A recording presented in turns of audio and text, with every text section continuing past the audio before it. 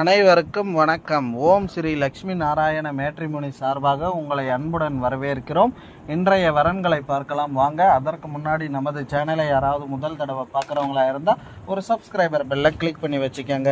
இவங்களோட பெயர் நிர்மலா தேவி, வயது 33 ஆகுது. சாதின்னு பார்த்தீங்கன்னா இந்துல கொங்கு வேளாள கவுண்டர் வகுப்பை சார்ந்தவங்க. உட்பிரிவு எதுவாக இருந்தாலும் சம்மதம்னு சொல்லியிருக்காங்க. ராசின்னு பார்த்தீங்கன்னா விருச்சிக ராசி. நட்சத்திரம்னு பார்த்தீங்கன்னா கேட்டை நட்சத்திரம். படிப்புன்னு பார்த்தீங்கன்னா இவங்க இன்ஜினியரிங் கம்ப்ளீட் பண்ணியிருக்கிறதா சொல்லியிருக்காங்க.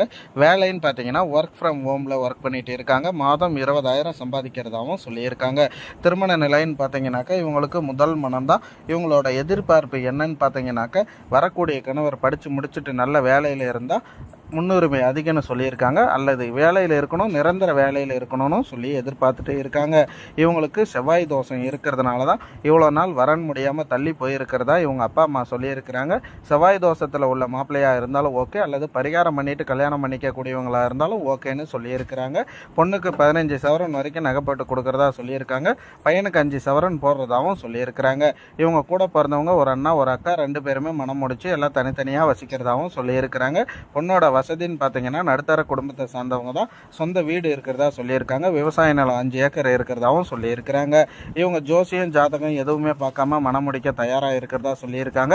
இவங்க ரிக்வஸ்ட் பண்ணி கேட்டுக்கிட்டதால முகத்தை கொஞ்சம் மறைச்சி போட்டிருக்கோம். நேரில் வந்து கேட்கும்போது ஃபோட்டோ கொடுத்துருங்கன்னு சொல்லியிருக்காங்க. நமது சேனலை யாராவது முதல் தடவை பார்க்குறவங்களா இருந்தால் மறக்காமல் சப்ஸ்கிரைபர் பண்ணுங்கள், லைக் பண்ணுங்கள், ஷேர் பண்ணுங்கள், கமெண்ட் பண்ணுங்கள். எல்லா கமெண்ட்களுக்கும் பதில் தெரிவிக்கப்படும். பக்கத்தில் இருக்கிற பெல் பட்டனை கிளிக் பண்ணி வச்சுக்கோங்க. அப்போ தான் நாங்கள் போடக்கூடிய வீடியோ உடனுக்குடன் உங்களை வந்து சேரும். இவங்க கவுண்டம்பாளையம் கோயம்புத்தூரில் வசிச்சுட்டு வராங்க. மேலும் இந்த மணமகளை பற்றி தெரிந்து கொள்ள ஸ்கிரீனில் தெரியும் கான்டாக்ட் நம்பரை உபயோகித்து உடனடியாக திருமணத்தை நடத்தி முடியுங்கள். நன்றி, தேங்க்யூ.